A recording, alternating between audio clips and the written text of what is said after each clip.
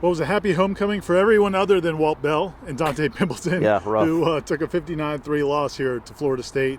And in a game that was never, well, really, UMass does get the lead. They jump out to a 3-0 lead. Florida State 59 unanswered. 59 unanswered. And they rolled to the win. Really a pretty complete game offensively, defensively. Jordan Travis didn't put up crazy numbers because he didn't have to. He sat out most of the second half. Jayshon Corbin had about 120-something yards on like 11 carries. Defense, Jarvis Brownlee has the pick six. I mean, some big plays. Pretty complete, dominant performance from Florida State. But Mike Norvell didn't seem overjoyed about it, even though they just beat a team by 56 points. Largest margin of victory since they beat Syracuse by 56 points back in 2013. No, I think it had to do with the opponent, right? Like UMass just isn't very good. I get it. But you know what? Jacksonville State's not very good either. And you didn't play them well at all. So I think that's another lesson. That's another growth, right? It's like what they did to Jacksonville State, that didn't happen today. Wasn't even close to today. Like, they took them seriously and they punished them. They ran for, 360? Yeah. Had almost 600 yards of total offense.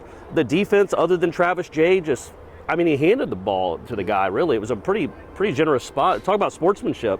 That should be the new statue behind us. But other than that, I thought a couple special teams miscues. That's what you wanted. You weren't going to learn a ton about your team against UMass, but if you played well. But if you played poorly, I think that would have been a really bad step. I think this was another positive step. Yeah, it was exactly what we wanted to see, and not necessarily today, but really these last couple of weeks. We've been hearing things at practice from people around the program of just how much more focused the guys have been, how much more in tune with all of their responsibilities, both in terms of practice, but then in other parts of their daily activities as well. Team really seems to have kind of come together over the last few weeks, and you saw it play out in the game today.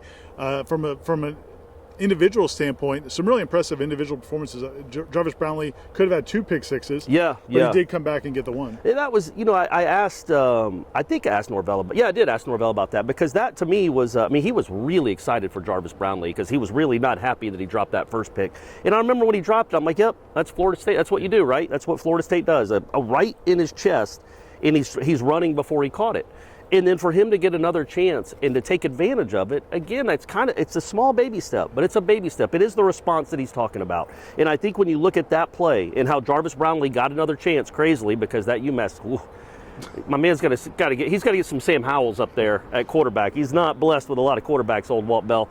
But what Jarvis Brownlee getting a second chance and actually, taking advantage of it. It was actually a better play, too. Yes, he actually broke on the ball. Yeah. Really good to see, because he was really upset. Like, he was upset with himself, almost to the point like it looked like he was limping. He was so upset with himself. And then later on in the game when Jordan Young scores, and the whole team, Jermaine Johnson goes over there. Keyshawn Helton jumps on him like he just hit just won the national championship. The way they celebrated with each other, and I thought Jordan Travis said something that was really insightful. I mean, he's not...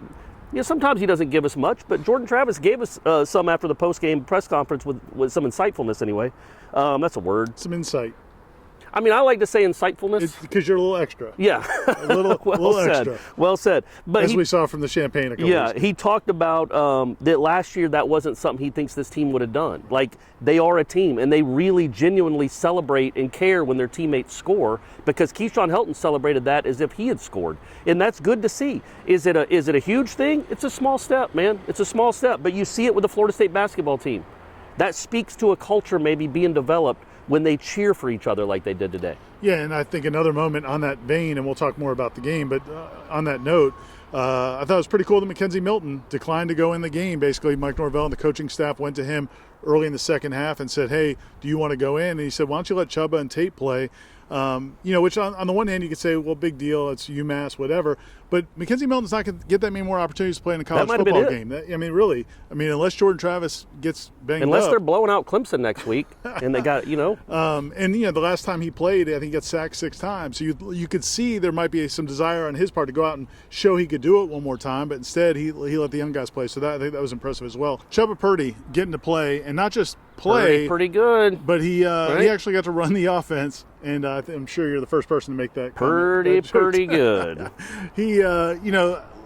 And he talked about it after the game, how much more confident and comfortable he was running the offense this time compared to a year ago. We saw in the second half of the NC State game last year where he showed some promise. It was nice to see, but you also never really felt like it was the offense. You just kind of felt like he was running around trying to make some plays, trying to make something happen. he looked like a quarterback running an offense. I mean, it shows how far he's come in the last year. And I think he finished 4 of 4, right? Yeah. Like with a couple of touchdown passes. Cam McDonald had a nice touchdown, shaking off a tackle. But yeah, man, that's good to see because it makes sense. Like whether I don't even know if I'd have gone to McKenzie, but they did. They're nice. They're nicer than I am.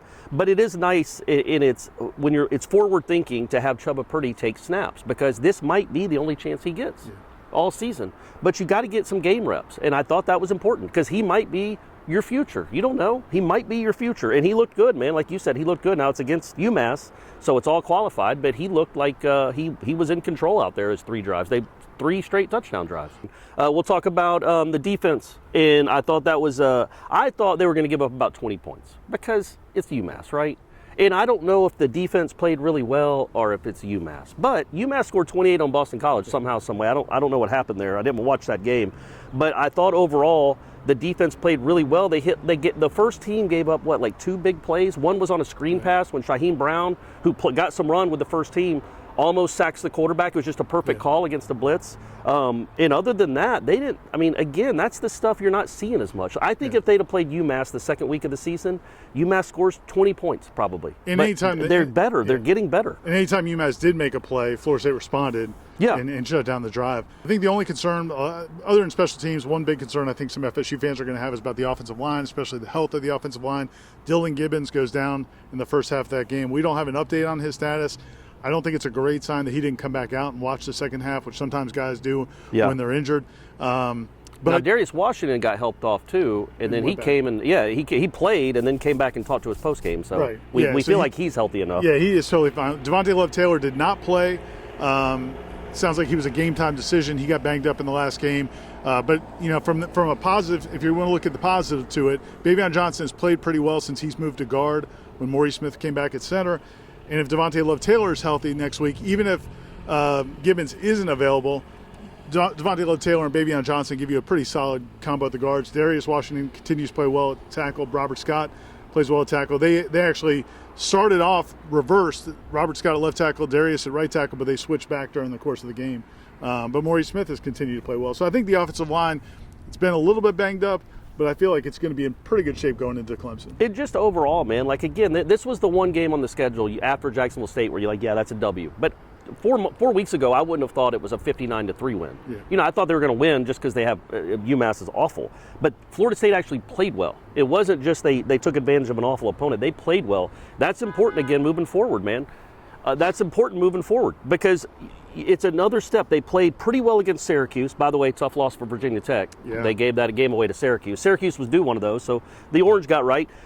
They played okay against Syracuse, played well against North Carolina, and then played well again. Okay, man, these are steps. I know it's UMass, but 59-3 doesn't happen around here ever. Yeah. It's the last time they beat someone like that was Jameis against Syracuse, right? In 13.